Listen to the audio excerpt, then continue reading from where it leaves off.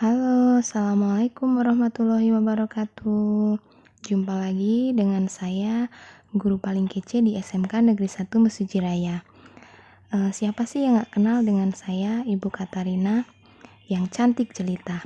Oke, baiklah. Pada pertemuan pertama kali ini, kita jumpa dalam materi keprotokolan, yaitu mata pelajaran atau mapel otomatisasi tata kelola humas dan keprotokolan.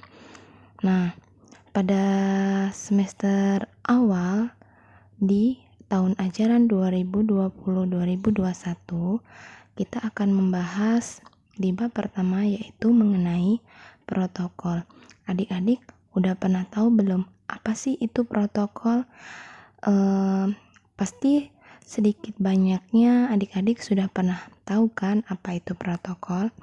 Protokol secara umum bisa dikatakan sebagai kumpulan atau keseluruhan naskah yang isinya biasanya terdiri dari catatan mengenai persetujuan, kemudian perjanjian yang melingkupi lingkup nasional maupun internasional.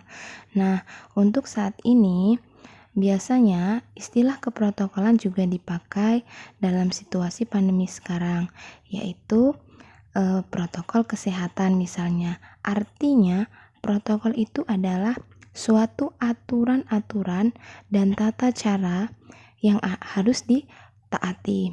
Nah, misalnya istilah lain keprotokolan itu bisa dikatakan sebagai norma-norma atau aturan-aturan atau kebiasaan yang dianut atau diyakini dalam kehidupan bernegara, berbangsa, berpemerintah, dan bermasyarakat. Nah, menurut beberapa panduan lengkap dunia diplomatik dan sosial, protokol juga bisa dikatakan sebagai seperangkat aturan tentang perilaku dalam tata kehidupan resmi. Nah, dalam upacara yang melibatkan pemerintah dan negara serta wakil-wakilnya. Adik-adik pernah kan saat sekolah ditugaskan sebagai protokol? Nah, itu artinya adalah aturan atau susunan upacara yang akan dijalankan pada saat kegiatan upacara berlangsung. Nah, selain itu juga protokol juga dikatakan sebagai suatu pedoman atau tata cara internasional. Nah, menurut pasal 1 ayat 1 Undang-Undang Nomor 8 Tahun 87 itu mengatakan serangkaian aturan dalam acara kenegaraan atau acara resmi yang meliputi aturan mengenai tata tempat, tata upacara, dan tata penghormatan biasanya sehubungan dengan penghormatan kepada seseorang sesuai dengan jabatan dan atau kedudukannya dalam negara, pemerintah, atau masyarakat. Nah, itu sekilas dari definisi keprotokolan. Jadi, adik-adik, pada intinya protokol itu adalah sebuah aturan-aturan atau tata cara, ya. Adik-adik juga sering pastikan mendengarkan protokol kesehatan, artinya tata cara yang harus dipatuhi. Nah, kemudian selain definisi, kita juga akan membahas mengenai asas keprotokolan, di mana keprotokolan diatur berdasarkan asas-asas. Yang pertama, itu ada asas kebangsaan, di mana asas kebangsaan itu biasanya harus menggambarkan sifat dan ciri serta watak bangsa Indonesia yang beraneka ragam, atau kata lainnya pluralistik. Nah, dengan tetap mempertahankan prinsip-prinsip yang dimiliki oleh NKRI. Tahu kan NKRI itu apa? Negara Kesatuan Republik Indonesia.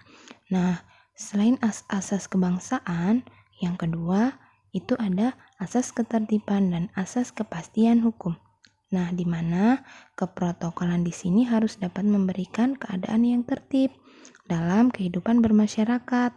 Melalui apa? Melalui kepastian hukum. Kemudian, yang ketiga, asas keserasian. Nah, Kemudian, selain asas keserasian, ada kesesuaian dan keselarasan. Keprotokolan ini biasanya harus mencerminkan suatu keserasian, dengan kata lain keseimbangan, kesesuaian, dan keselarasan antara warga negara atau kata lainnya sebagai individu dengan masyarakat untuk kepentingan bangsa dan negara. Nah, yang bagian keempat atau D itu adalah asas timbal balik. Nah, di mana keprotokolan diberikan oleh negara lain atas balas jasa yang diberikan oleh negara. Nah, yang terakhir itu ada asas keagamaan. Nah, itu seputar dari asas keprotokolan. Kemudian kita lanjut tujuan keprotokolan. Kenapa sih protokol harus memiliki sebuah tujuan? Ini alasannya. Karena yang pertama, protokol itu biasanya bisa membuat sesuatu acara itu tertata rapi atau tertata dengan baik, atau bisa tersusun secara sistematis atau teratur. Nah, kemudian yang kedua, bisa meminimalisir kesalahan dalam suatu acara. Nah, yang ketiga, tujuannya membuat tujuan suatu kegiatan dapat tercapai. Yang keempat, membuat kegiatan lebih berkesan. Yang kelima, membuat kegiatan berjalan lebih hikmat dan terhormat. Selanjutnya, yang terakhir, membuat kegiatan lebih menarik. Itulah tujuan keprotokolan. Ya, kemudian selanjutnya itu ada peran. Tujuannya sudah, sekarang ada peran keprotokolan. Apa sih perannya? Peran itu di sini bisa dikatakan sebagai tugas. Nah, tugas dari keprotokolan yaitu biasanya kegiatan keprotokolan dapat menjadi mediator atau koordinasi. Nah, yang kedua, kegiatan keprotokolan dapat menjadi suatu sarana agar secara acara bisa berjalan lancar serta aman. Nah, yang ketiga, penentu keberhasilan suatu acara. Kemudian yang keempat, menciptakan acara agar terlaksana dengan hikmah, megah, dan agung. Sebagai media komunikasi dengan baik yang terlibat dalam suatu acara tersebut. Kemudian yang kelima adalah ruang lingkup protokol. Yang pertama ada penghormatan kedudukan, kebangsaan, dan penghormatan terhadap jenazah. Nah, yang kedua, perilaku terhadap lambang kehormatan NKRI, kemudian pejabat negara, pejabat pemerintah, dan tokoh masyarakat tertentu. Nah, sekarang ruang lingkup protokol yang terakhir atau yang ketiga, pengaturan kunjungan dan upacara dalam acara kenegaraan dan acara resmi. Nah, sampai di sini ya adik-adik mengenai ruang lingkup keprotokolan, mulai dari definisi keprotokolan, asas keprotokolan, tujuan keprotokolan, kemudian ada peran keprotokolan. 5. Ada ruang lingkup keprotokolan. Sekarang untuk mengakhiri pertemuan pertama di tahun ajaran baru, saya akan memberikan kuis dan silahkan ditulis di kolom komentar ya. Jangan lupa like, komen, dan subscribe. Oke, kuisnya yaitu menurut kalian apa sih definisi protokol? Menurut kalian loh ya, artinya pendapat dari masing-masing individu siswa. Jadi tidak boleh sama ya. Oke, silahkan tulis komentar Anda. Saya tunggu. Assalamualaikum warahmatullahi wabarakatuh.